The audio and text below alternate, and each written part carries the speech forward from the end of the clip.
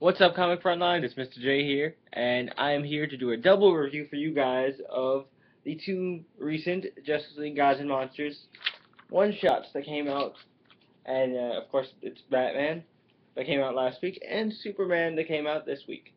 So we're going to go in order and talk about Batman first. So, if you guys aren't familiar, the Justice League Gods and Monsters universe is a dark and twisted universe created by Bruce Timm, the godfather of DC animation, and the film just came out recently. I think you guys should definitely check it out. I did a spoiler-free review on my own individual channel. I will leave a link to it in the description below if you're interested.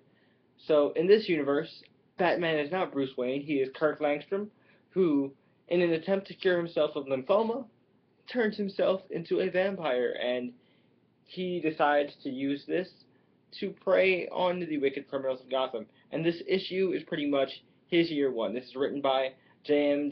DeMatteis and Bruce Timm, and the art is by Matthew Dow Smith.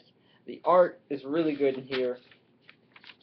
It matches the dark, gritty tone of this Batman, and pretty much this, without giving too much of the issue away, this highlights this Batman's exploits from taking down low-level thugs, trying to save a woman from her abusive drunk husband, all the way up to high-profile things like taking down big-time mobsters.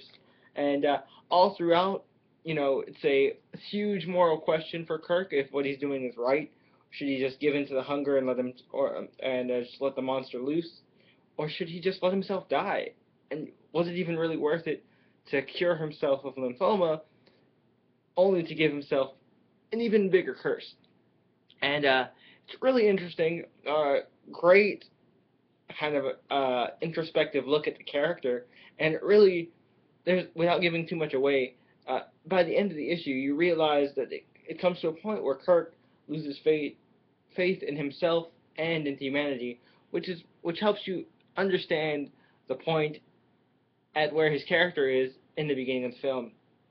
So I highly recommend you guys check this out. I really enjoyed this. The art really sold the tone of the book and the storytelling. I give this a 4.5, a 4.5 out of 5 stars. Definitely recommend you guys go check this out. Now, moving right along, we're going to review Superman, the Justice League Gods and Monsters Superman one-shot. Also written by J.M. DeMatteis and Bruce Timm, and the art is by, I really apologize, I do not know how to pronounce this name. I think Mortat, or I don't know, I'm sorry. But the art in here is good, but honestly it's a little too cartoony for my taste. The art is the only thing that brings this book down slightly.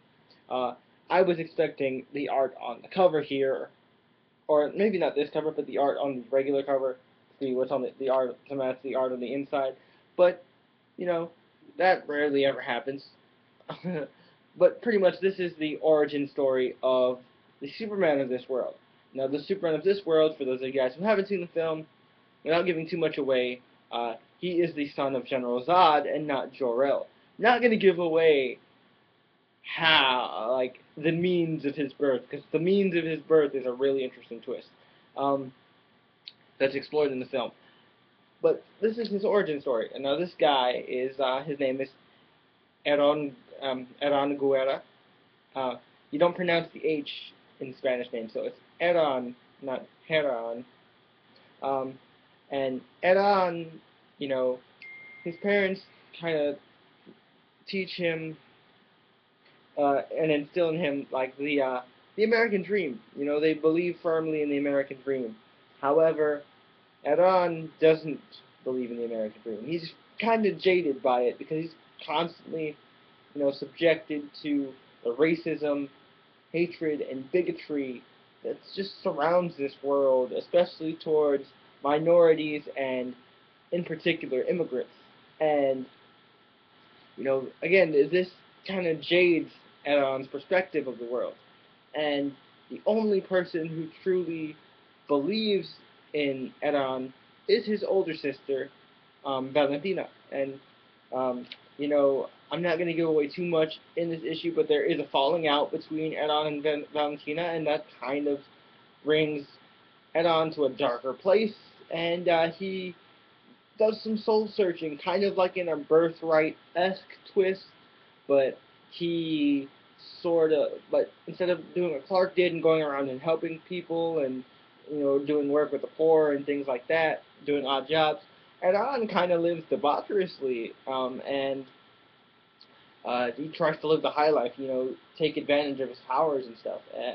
However, you know, the however, there comes a point where he sees that this like Mexican cartel boss has captured a bunch of children, and when he sees this little girl on TV, he can't help but picture his sister, and so he goes and he kills the crime lord, and he murders all his men, and he saves the children. Now, he goes and talks to his sister about this, and he's like, honestly, she says I'm proud. She says I'm proud of you. You're finally embracing your destiny. You're being the hero that the children and this world need. And he's like, how can you really approve of what I've done? I murdered those men. And she's like, you know what? I can't really approve of it, but honestly, maybe a world as dark as this one needs someone that understands its darkness. And I hope that maybe one day, Edon, you will find the light. And once again, be that child who I knew one day was destined for greatness. Edon did have this hope, and it's shown in the beginning, and I really enjoyed that. And he loses that hope after his falling out with his sister. And I don't want to spoil what happened with his sister, but it's it's very interesting to see how this character, becomes the way he is, and kind of the mirrored image of Superman in a way, like kind of the reverse mirror image, where he is exposed to truth, justice, and the American way, but he has a different perception of what the American way is. And it's really cool. I like this a lot. The only thing that brought this down, like I said, is the art. So I'm going to give this a 4 out of 5 stars, and I highly recommend you guys pick this up, especially if you were a fan of the Justice League Gods and Monsters film, because this version of Superman is actually my favorite character of the movie, and it's one of my favorite versions of Superman. Highly recommend you go check this out, and if you haven't seen the movie already, you definitely should. It's great. But yeah, this has been my double review for the 2 Justice League Gods and Monsters one-shots. I will be back next week to review the Wonder Woman one-shot. I'm really looking forward to that. But I hope you guys enjoyed. Tell me what you guys thought about this video, these 2 issues in the comments below, and what are your thoughts about these 2 characters? The Justice League Gods and Monsters Superman and the Justice League Gods and Monsters Batman. Let me know all that in the comments below. As always, don't forget to like this video to let me know you enjoyed it, and don't forget, if you haven't already, to subscribe to Comic Frontline. I'm sure we would all appreciate it. And until next time, this has been Mr. J, and I will catch you guys later. Like I always say, once comic book geek, always comic book geek. Peace.